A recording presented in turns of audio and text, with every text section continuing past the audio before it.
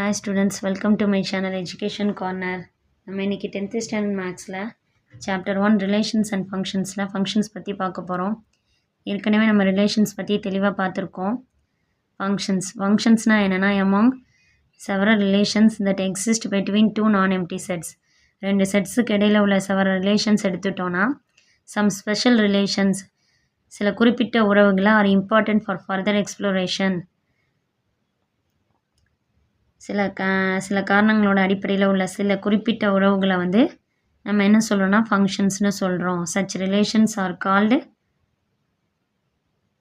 Functions. Illustration, இதுக்கான விளக்கம் பாருங்கள். Company has 5 employees in different categories. ஒரு கம்பெனியில் 5 எம்ப்ளாயி வந்து டிஃப்ரெண்ட் கேட்டகரிஸில் ஒர்க் பண்ணுறாங்க. If you consider their salary distribution for a month as shown by arrow diagram. ஒரு மந்த்துக்கு எவ்வளோ சேலரி ஒவ்வொரு எம்ப்ளாயும் வாங்குறாங்கன்னு இந்த ஃபிகரில் நம்ம பார்க்கலாம். We see that there is only one salary associated for every employee of the company. E1ங்கிறவங்க வந்து 1 lakh வாங்குறாங்க. ஓகேவா? E1ங்கிறவங்க வந்து 1 lakh சேலரி. E2ங்கிறவங்க வந்து 50,000. இந்த மாதிரி ஒவ்வொரு எம்ப்ளாயும் ஒரு சேலரி தான் வாங்கியிருக்காங்க. நம்ம அதை இந்த ஃபிகர் மூலியமாக பார்க்குறோம். ஓகேவா? இது ஒரு functions. Here are various real life situations illustrating some special relations. நம்ம அன்றாட வாழ்வில் வந்து சில ஸ்பெஷல் ரிலேஷன்ஸையும் நம்ம பார்க்குறோம். ஓகேவா? அதெல்லாம் என்னென்னா ஃபங்க்ஷன்ஸ் தான். ஃபங்க்ஷன்ஸுக்கு தான் அது எல்லாம் எக்ஸாம்பிள்ஸ். ஓகே, இப்போ consider set A of all of your classmates. உங்கள் கிளாஸில் உள்ள கிளாஸ்மேட்ஸ் எல்லாரையும் கன்சிடர் பண்ணிக்கிட்டிங்கன்னா கரஸ்பாண்டிங் டு ஈச் ஸ்டூடெண்ட், ஒவ்வொரு ஸ்டூடெண்ட்டுக்கும் there is only one age. ஒவ்வொரு ஸ்டூடெண்ட்டுக்கும்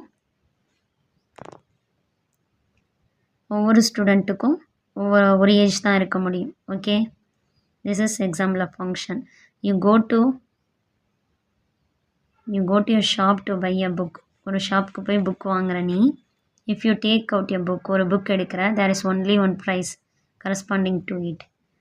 நீ எடுக்கிற புக்குக்கு ஒன்றுக்கும் ஒரு விலை மட்டும்தான் இருக்கும். It does not have 2 prices corresponding to it. நீ எடுக்கிற ஒரு புக்குக்கு 2 விலை இருக்க முடியாது. Of course many books may have the same price. நிறையா புக்குக்கு ஒரு ப்ரைஸ் இருக்கலாம். ஓகேவா?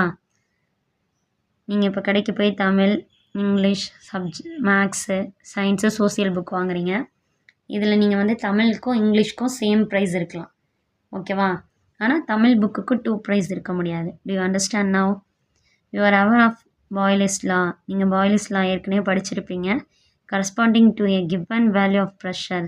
நீங்கள் கொடுக்குற ஒவ்வொரு ப்ரெஷர் பீக்கும் there is only value of volume V. ஒரு வேல்யூ தான் வால்யூம் வி நமக்கு கிடைக்கும். ஓகேவா? வால்யூம் விக்கு ஒரு வேல்யூ தான் கிடைக்கும். ஓகே, இப்போ 4th இது பாருங்கள். இன் எக்கனாமிக்ஸ், பொருளாதாரத்தில் the quantity demanded can be expressed as. தேவைப்படுற பொருள்களை வந்து எண்ணிக்கையை வந்து க்யூன்னு மென்ஷன் பண்ணுறாங்க. Is equal to 360 - 4p. ஒரு மேத்தமெட்டிக்கல் கண்டிஷன் கொடுத்துருக்காங்க. Where p is the price of the commodity. பொருள்களின் விலையை வந்து pன்னு மென்ஷன் பண்ணியிருக்காங்க. we see that for each value of p, ஒவ்வொரு வேல்யூ ஆஃப் pக்கும் there is only one value of q. ஒரு வேல்யூ தான் q கிடைக்கும். ஓகேவா? that's the quantity demanded q. நமக்கு தேவைப்படுற குவான்டிட்டி வந்து q வந்து எதை டிபெண்ட் பண்ணியிருக்கு? டிபெண்ட் ஆன் த ப்ரைஸ் p-யை டிபெண்ட் பண்ணியிருக்கு. ஓகேவா?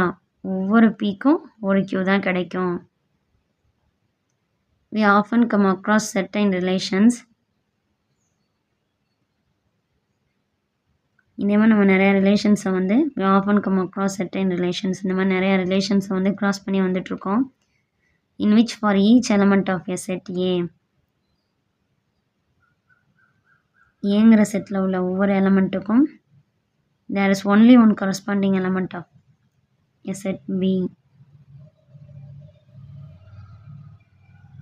பிங்கிற செட்டில் உள்ள ஒரு எலமெண்ட்டு தான் வந்து தொடர்புடையதாக இருக்கும். ஓகேவா? மேப் ஆகிருக்கும். Such relations are called functions. அதாவது ஏங்கிற செட்டில் வந்து ஒரு எலமெண்ட் எடுத்துக்கிட்டால் அது கட்டாயம் பிங்கிற செட்டில் உள்ள ஒரு எலமெண்ட்டு கூட தான் தொடர்புடையதாக இருக்கும். Okay, there is only one element corresponding element of a set B. There is only one corresponding element of a set B. ஓகேவா? ஏ செட்டில் உள்ள ஒரு எலமெண்ட் வந்து பி செட்டில் உள்ள ஒரு எலமெண்ட்டுக்கு தான்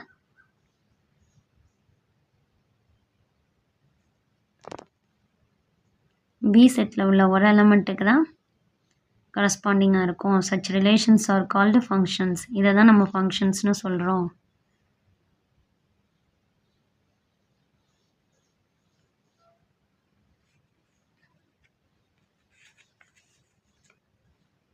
we often come across certain relations. இந்த மாதிரி நிறைய ரிலேஷன்ஸை நம்ம கிராஸ் பண்ணிகிட்ருக்கோம். in which for each element of a set A, ஒரு செட்டில் ஏங்கிற செட்டில் உள்ள ஒரு எலமெண்ட் எடுத்துக்கிட்டோன்னா there is only one corresponding element of a set B. Set Bயில் உள்ள ஒரு எலமெண்ட்டுக்கு தான் கரஸ்பாண்டிங்காக இருக்கும். such relations are called functions. ஏங்கிற செட்டு பிங்கிற ரெண்டு செட்டு எடுத்துட்டோன்னா ஏ செட்டில் உள்ள ஒரு எலமெண்ட் பி செட்டில் உள்ள ஒரு எலமெண்ட்டுக்கு தான் தொடர்புடையதாக இருக்கும். such relations are called functions. இதே ரிலேஷன்ஸ்னால் எப்படி? ஏ செட்டில் ஒரு எலமெண்ட் எடுத்தால் பி செட்டில் ரெண்டு எலமெண்ட்டு கூட மேப் ஆகிருக்கலாம். ஓகேவா? அது ரிலேஷன்ஸ்.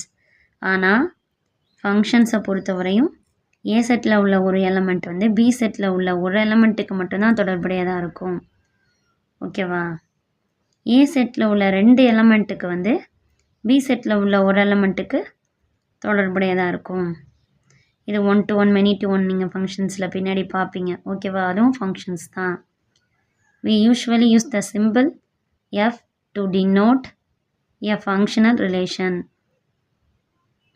நம் சார்பை எப்படி நம்ம ஃபங்க்ஷன் டினோட் பண்ணுறோன்னா எஃப்னு. ஓகே,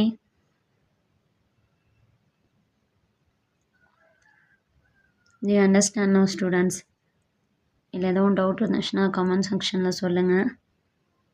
இன்னும் நம்ம சேனலை சப்ஸ்கிரைப் பண்ணாமல் பார்க்குறவங்க சப்ஸ்கிரைப் பண்ணிவிட்டு சேனல் பாருங்கள், ஷேர் பண்ணுங்கள், லைக் பண்ணுங்கள். நீங்கள் கொடுக்குற ஒவ்வொரு லைக்கும் நம்ம சேனலுக்கு மோட்டிவேஷனாக இருக்கும், நம்ம சேனலுக்கு சப்போர்ட்டாக இருக்கும்.